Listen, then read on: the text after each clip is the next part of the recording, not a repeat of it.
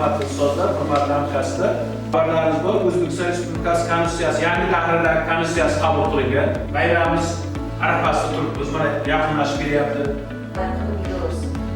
Mana shu O'zbekiston Respublikasi Konstitutsiyasini biz bilamiz, mana 32 yilligini nishonlash arafasida turibmiz. Ta'lim moddalar amalda bo'laversin, vatanimiz tinch bo'lsin, osmonimiz musaffo bo'lsin, qonunlarimiz har doim amalda bizni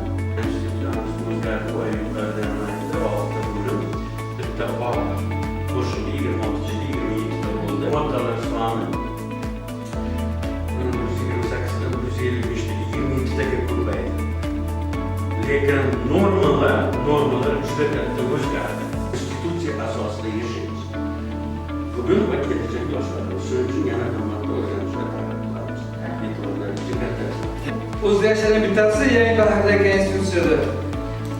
Bu tutamiz ta'lim tizimi qonunlarimiz ta'lim tizimi bilan bog'liq o'zgartirishlar.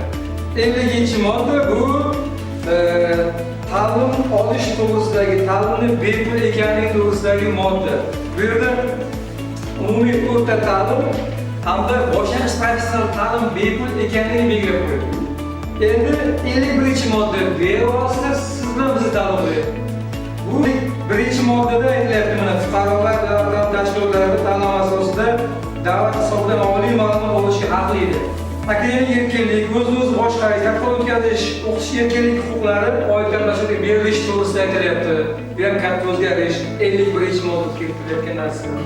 2-moddada mana shuni mehnatli jamiyat va davlatni rivojlantirish, sog'lom va barqaror shakllantirish hamda tarbiyalash, xalqning madaniy salohiyatini saqlash hamda boyitishning asosi sifatida e'tirof etiladi.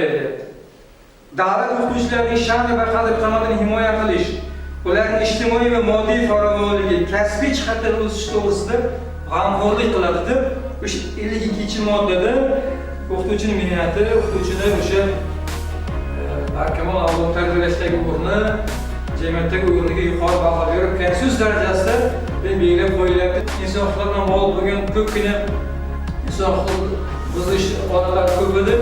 Mana shu narsani oldini olishlik uchun konstitutsiya darajasida chiqarib mustahkamlab belgilab qo'yildi. Xususiy bilan bog'liq jarayonlar deymizmi yoki bo'lmasa o'sha hokimiyat tuzilishi, boshqaruv bilan, jamiyat tuzilishi bilan bog'liq bo'lgan juda ko'p o'zgarishlar kiritildi.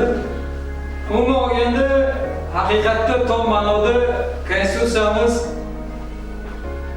barchamizni oddiy inson sifatida kasb-ko'rlik qat'iy nazarda barcha fuqaro sifatidagi manfaatlarimizni demak ifoda etadi, himoya qiladi va o'sha bizni jamiyatimizni rivojlantirish uchun yetarlicha huquqiy asosga ega ushbu hujjatni bemalol ayta olishimiz mumkin. Hurmatli ustozlar, yana bir marta